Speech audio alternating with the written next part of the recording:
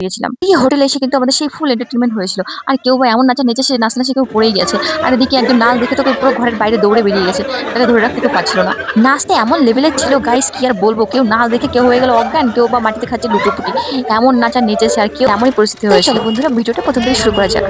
So hello guys, আমরা কিন্তু বেরিয়ে পড়েছি দার্জিলিং এর উদ্দেশ্যে। আর এই দার্জিলিং এ যাওয়ার জন্য কিন্তু আমরা পুরো প্যাকেজ নিয়ে লাগেজ নিয়ে সবকিছু কিন্তু বেরিয়ে পড়েছি।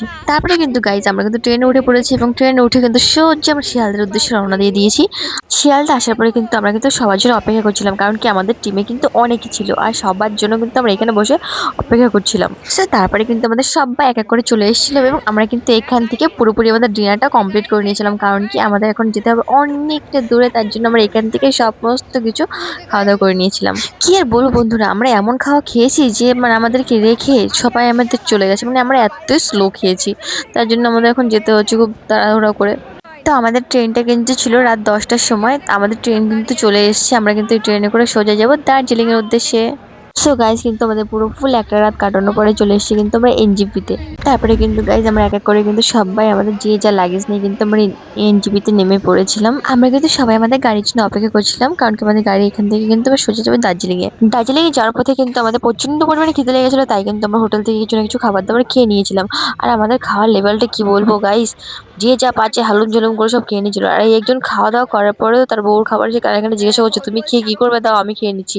মানে সে এত খেয়েছে তারপরে তোর পেট ভরেনি, তার বউর খাবার এসে সব ভাগ বসিয়ে দিয়েছে। দেখো গাইস, খাওয়া দাওয়া শেষে কিন্তু গাইস আমরা চলে এসেছিলাম হর্নবিল পার্কে। আর এখানে কিন্তু এতটাই পরিমাণে হাইট ছিল, আমাদের অনেকে কিন্তু উঠতে পারিনি, কিন্তু আমি কিন্তু সাহস করে উঠে গিয়েছিলাম, কারণ এটা ছিল পুরোটাই কাচের। এটাতে ওঠার পরে কিন্তু নিজেকে পুরো মনে হচ্ছিল যেন আমি স্বর্গের উপর দিয়ে হাঁটছি, কারণ কি নিচের দিক তাকালে কিন্তু অনেকটা মানে গা পুরো শিউরে উঠবে, এতটাই ভয় লাগছিল। এই জায়গাটা কিন্তু সত্যি খুব সুন্দর ছিল, আমার তো খুবই ভালো লেগেছিল। একটু একটু ভয় করছিল ঠিকই, পাশের দিকে তাকিয়ে দেখি কিন্তু এখানে কিন্তু অন্য কিছুই চলছিল। আরে বাস, এখানে তো ডন দেওয়া শুরু করে দিয়েছে। হর্নবিল পার্ক থেকে কিন্তু আমরা সোজা চলে গিয়েছিলাম অন্য একটা জায়গায়, সুন্দর একটা জায়গাতে চলে গিয়েছিলাম। কিন্তু এই জায়গাটা যাওয়ার আগে কিন্তু আমি দেখছি এখানে কিন্তু সবাই পুরো পুরো মানে এমন ভাবে ভিড় করে সবাই দেখছে, আমি তো জাস্ট অবাক হয়ে গেলাম যে এখানে মনে হয় এমন কিছু দেখা যাচ্ছে যে আমি তো ভয় পেয়ে গেছিলাম। ওমা, এসে দেখি এটা কিনা টাইটানিক ভিউ পয়েন্ট। ও মাই গড, টাইটানিক জাহাজ এখানে ডুবেছিল। এই টাইটানিক ভিউ পয়েন্টে ঢুকতে গেলে কিন্তু তোমাকে একটা ছোট্ট একটা ঘরের মধ্যে, মানে কারো পার্সোনাল এখানে একটা রুম, সেই রুমের মাঝখান থেকে তোমাকে কিন্তু টিকিট কেটে কিন্তু এখানে ঢুকতে হবে। জায়গাটা কিন্তু অসম্ভব সুন্দর। সো গাইস, কি বলবো, জায়গাটা এতটাই সুন্দর, এর কোনো সৌন্দর্য কোনো শেষ হবে না। পাহাড় পাহাড় মানে সুন্দর, পাহাড়ের কোনো সৌন্দর্য কোনো শেষ নেই। আর পাহাড়ে না গেলে তোমরা বুঝতে পারবে না, পাহাড় মানুষের সত্যি মন মানসিকতা সবকিছু চেঞ্জ করে দেয়। তাই বলবো সময় পেলে অবশ্যই তোমরা গিয়ে একটু ঘুরে আসবে। তো গাইজ আমরা কিন্তু টাইটানিক ভিউ পয়েন্টে নেবে কিন্তু আমরা এদিকে দেখো একজন নামতে কিন্তু এমনই অবস্থা, তার পায়ের অবস্থা খুবই খারাপ, সে নামতেই পারছিল না।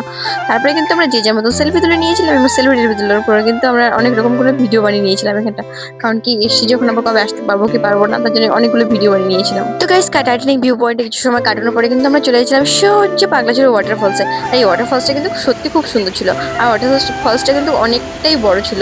আর এই কাছে কাছে কিন্তু যাওয়া যায় না, কারণ তোমাকে দূরের থেকে কিন্তু ভিডিও বানাতে হবে। তাই যে আমরা কিন্তু এবার সারাদিন অনেক ঘুরু করার পরে কিন্তু আমাদের হোমস্টে কাছাকাছি প্রায় চলে এসেছি।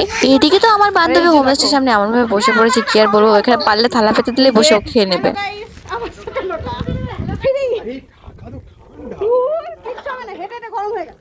তো গাইজ আমরা কিন্তু হোমস্টেতে পৌঁছানোর পরে কিন্তু আমাদের সেই পরিমাণে আমাদের এনজয় করেছিলাম, এবং কিন্তু আমরা করেছিলাম বনফায়ার। যে যেরকম পাচ্ছিল সে সেরকম নাচছিল, কেউ বা আতল মার্কা ডান্স করছিল, কেউ বা নাচ করছিল সেই মুডে। দার্জিলিংয়ে ঘুরতে গিয়ে যদি ফুল এন্টারটেনমেন্ট না করি তাহলে কি সেই ঘোরা কোনো মজাই হলো? তা আমরা কিন্তু গিয়েছিলাম ফুল মস্তি করতে, সেই জন্য কিন্তু আমরা যে যা পেরেছি সেই সেরকম বুমবাং ডান্স করেছিলাম। ডান্সের লেভেল কিন্তু ছিল সেইটাই। ঘুরতে গেলে সবসময় কিন্তু গ্রুপে অনেকে না থাকলে কোনো আনন্দই হয় না, আর অনেকে থাকলে কিন্তু সেই আনন্দ সেই মস্তি হয়। ডান্স কিন্তু ছিল সেই রকম, মানে এমনই ডান্স করা ছিল যে পুরো ভূমিকম্প হয়ে যাচ্ছিল ডান্সের চোটে। কেউ বা কাকতারুয়া ডান্স করছিল, কেউ বা মস্তি করছিল ফুল। এদিকে কিন্তু আমাদের টিমও কিন্তু নাচ শুরু করে দিয়েছিল তাই নাচ দেখে। আর এদিকে কিন্তু ছেলে পার্টিগুলো কিন্তু কি বলবো, সে যা পারছে, মানে কি বলবো, এটা ছিল ভাঙাচোরা লেভেলের ডান্স। আর এই ডান্সের নাম কি আমি নিজেও জানি না। আর এই ডান্স দেখে কিন্তু যে যার পাচ্ছে সে কিন্তু মানে হেসে পুরো লুটোপুটি খেয়ে যাচ্ছে, মানে এরকমই লেভেলের ডান্স ছিল। এমন ডান্স কিন্তু বাপের জন্মে কোনোদিন আমি ভেবে দেখিনি, আর আমার তো দেখা কোনোদিন হয়নি। আর এইসব ডান্স দেখে কিন্তু যে যা মারছে, মানে কেউ বা সোফার উপর পুরো লুটোপুটি খাচ্ছে, কেউ বা দেয়াল ধরে করছে এমন হাসাহাসি দাঁড়ানোর বাইরে। এদিকে আমার পেট ব্যথা হয়ে গেছে, আর হাসতে হাসতে কেউ বা ঘরের বাইরে ছুটে বাইরে বেরিয়ে গেছে এমন নাচ দেখে।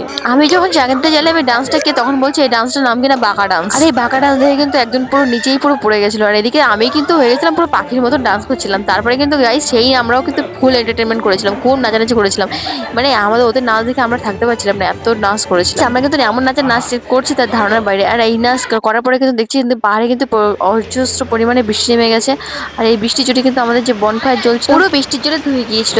তো গাইস আমাদের কিন্তু এটা ছিল দার্জিলিং এর ফার্স্ট ডে ব্লগ, আর এরপরে কিন্তু আসছে সেকেন্ড ডে, থার্ড ডে, আমরা 3 দিন 4 দিন ছিলাম, সে কিন্তু পরপর কিন্তু ভিডিও পোস্ট করবো। ততক্ষণ তো তোমরা কিন্তু ভালো থেকো, and tata and bye bye.